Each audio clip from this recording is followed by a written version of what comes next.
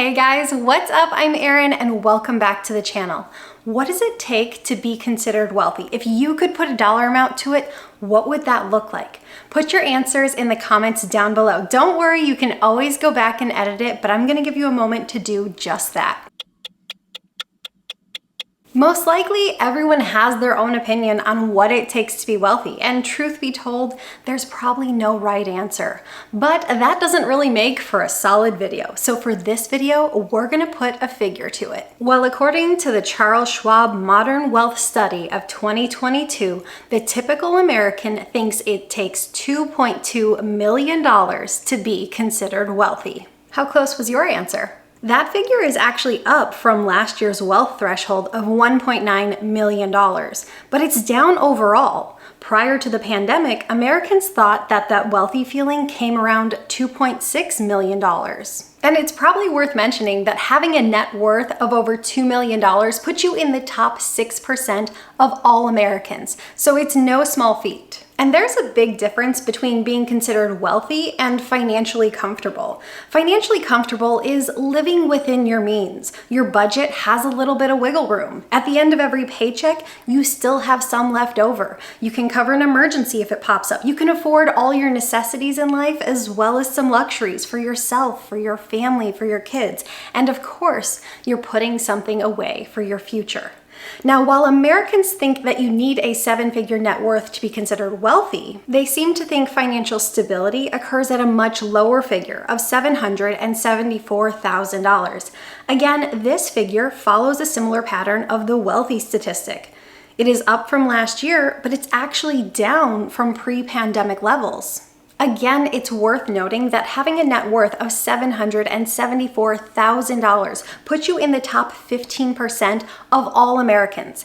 However, if you exclude equity from your home and you just look at total investable assets and you have this net worth, that actually puts you in the top 11% of all Americans. So achieving this level of wealth really does put you in those uppermost brackets. Keep in mind that these stats are based on averages of a survey sample set. Your perception of these threshold amounts may differ greatly, and there's really no right answer. Wealth and financial comfortability are going to hit at different levels for different people. It's highly dependent on your age, where you live, your family size, and things like that. That same Charles Schwab study asked another question. What does money mean to you? You have 5 answers to choose from: flexibility, freedom, generosity, achievement, and opportunity. Which one would you choose? According to that survey, here's how the typical American answered that question. 42% of respondents said that building wealth was representative of greater freedom. 23% said it allows for greater flexibility. 18% said it opens up more opportunities in life. 10% said that it gives that feeling of achievement, and 7% said that it allows them to be more generous. I'm with the majority on this one. To me, that quest to build wealth is all about freedom. Freedom to choose your employment, freedom to choose where you live, freedom to take a vacation or spend time with family and friends.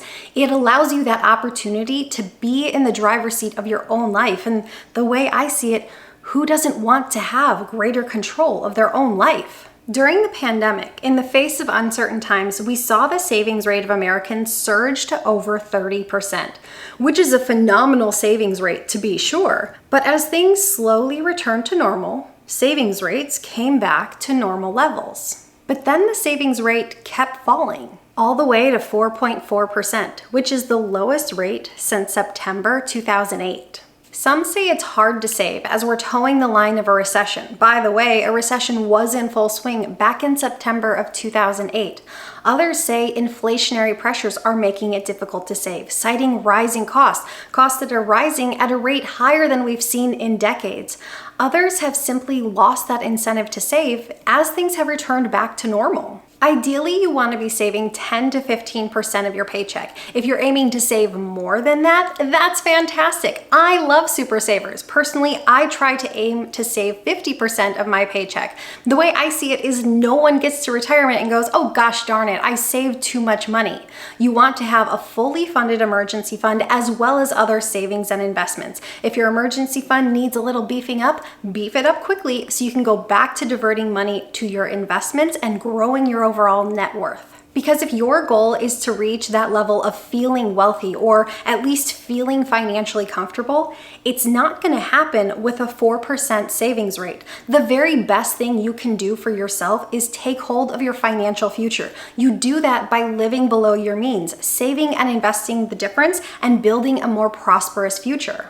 And while it has been a rough and volatile year for the stock market, for those who are contributing to their company's 401k plans, according to Fidelity, America's largest administrator of retirement plans, investors and plan participants aren't getting cold feet. As of 2022, the average savings rates in 401k plans is 14%, and it has not declined even though we're facing a bear market. And to me, that is incredible to hear. I love when people are doing well with their investments, because as an investor, one of the best things you can ever do is stay invested and keep investing. And yes, as expected, retirement account balances are down from previous quarters, but they are up over the long run. Fidelity even notes that most investors have not made significant changes to their allocations, so they're just riding that wave. While the market performance does impact account balances in the near term, consistent contributions and having an appropriate asset allocation are just as important for a successful long-term retirement savings strategy. Fascinating to see that those who consistently saved and invested through their company's 401k plans for the past 15 years since 2007, the average balance has grown from roughly $65,000 to $483,000. At the end of 2021, Fidelity reported that they had over 880,000 401k and IRA millionaires. And let's not forget about our military members. As of December 31st of 2021, there were almost 113,000 TSP millionaires. Notably, at the close of 2020, there were just over 75,000 TSP millionaires. Yes, that investing time frame does include the longest bull run in history, but it also includes the 2008 Great Recession. What it shows is that consistency pays off, and building wealth over time really is possible for the everyday person.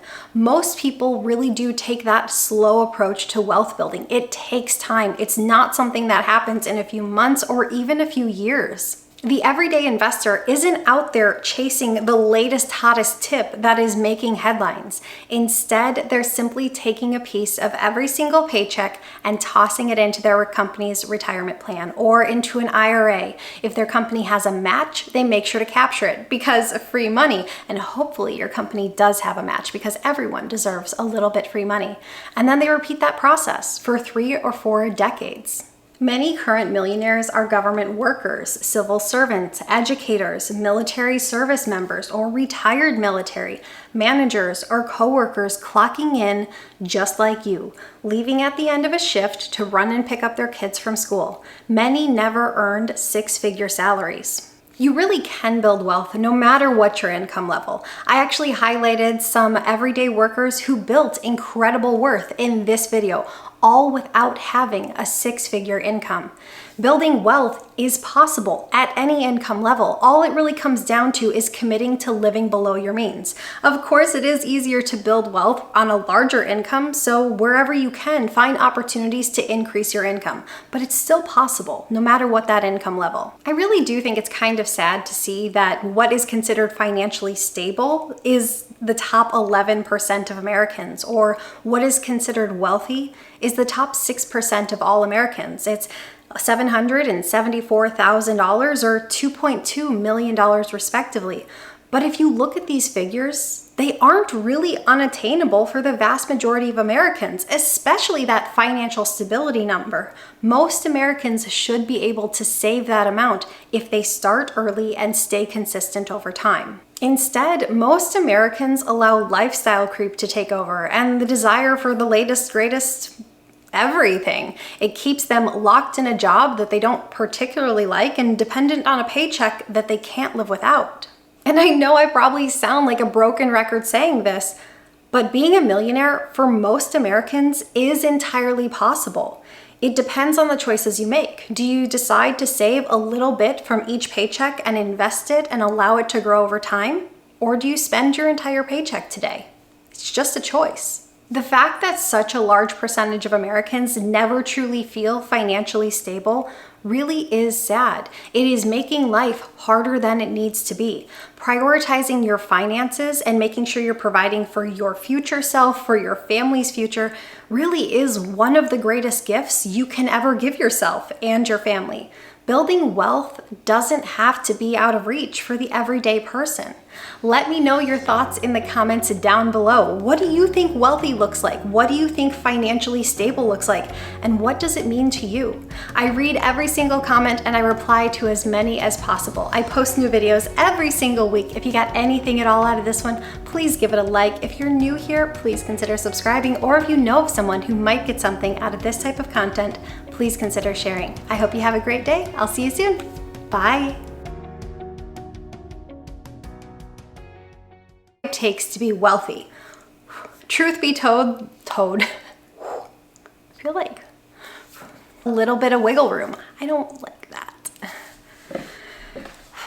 And it's worth noting, retirement plans, the average, I don't know, of all Americans do it as an investor is keep invested and keep investing. I got stuck. However, if you... Did something bug you? Bye, buddy.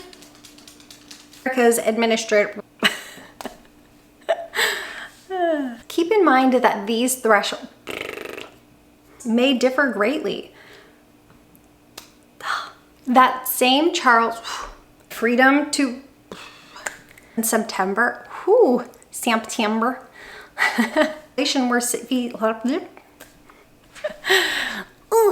ideally, percent of my take-home pay, percent of your pay, 15% of your paycheck. Just live it up a little more. I will never get through this. They just repeat the process. Nah, that wasn't good. Or what's your income level? That it's kind of sad to on a paycheck that they can't live without. Ignore